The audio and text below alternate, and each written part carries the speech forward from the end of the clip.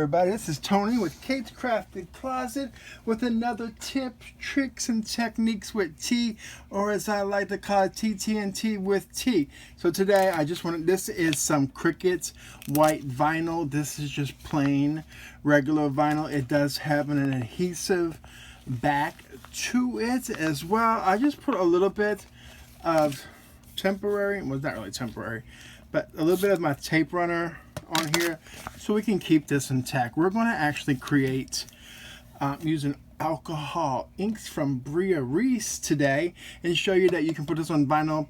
You can use this to die cut because like you have that adhesive back, so basically it's almost essentially a sticker.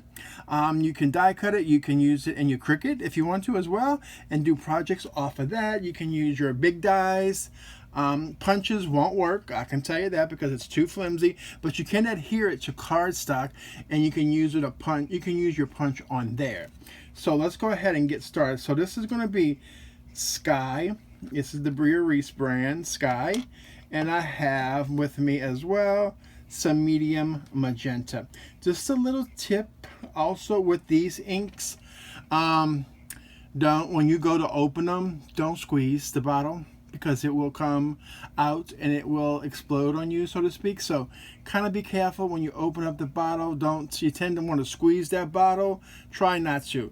Grab on the edges because it's really more sturdy right here at this top part. Don't grab at the bottom. Don't grab on this side. Try to grab right here at the top when you're opening to prevent any leakage and staining of your fingers for a temporary amount of time. So let's go ahead and get started. This is just an ink blending tool from Holtz. These are my own little felt that I got from Walmart. I bought a yard of white felt for 97 cents, and I just kind of cut these up randomly, like 1 inch.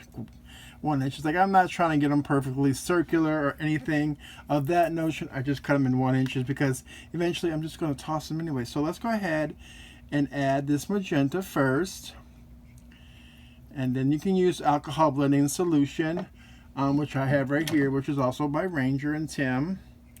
And as well as I put in a distress sprayer some 91% isopropyl alcohol. You want to use 91% or higher to get the best effect.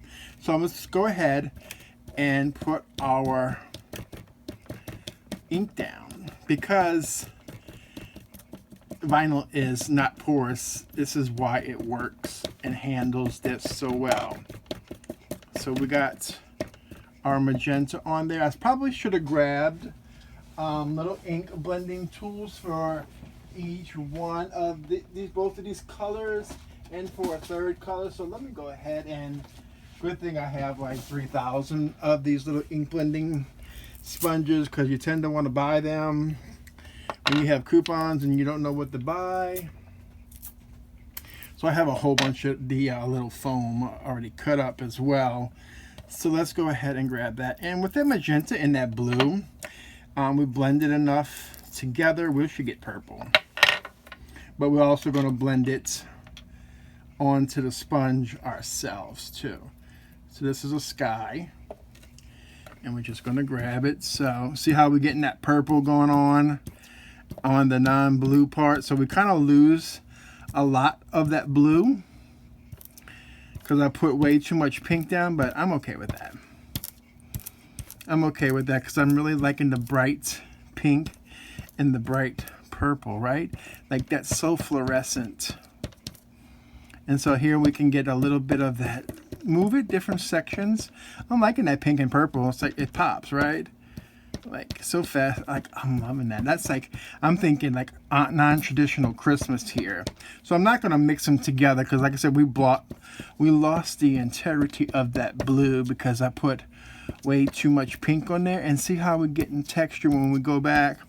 And I'm going to put a little bit of the ink blending solution as well on our little felt piece right here. So just a couple drops. A little dab will do. And that's just going to kind of spread the color. And then we'll squirt it with some of that isopropyl alcohol and see how we get a little bit more. It's starting to like, it's doing that little spread thing. Like, I love that. That's just awesome. Like, isn't that just gorge? And another substrate that you can use, like if you have vinyl pieces that you don't know what to do with, here you go. You can create your own little masterpiece. And I'm just loving that pebbled effect. Like, I don't want to spray alcohol on it, so I'm not going to do that. But like I said, you can, and see how some of that is not going to dry 100% because it's a little bit raised up. That's where you can go in and grab some foil and add that to your project as well too. Like gold foil, silver foil with that. So let me show you something. These I did a long time ago. Some other, this is using the same vinyl. This is some blues that I used. Like I said, a long time ago I made these. Here is some greens as well. And here is a rainbow. So you can, like I said, you can die cut these. You can make backgrounds, cook your cards, mixed media projects, art journaling, planners, any of those things will work perfectly for you. So that's all I have for you all today.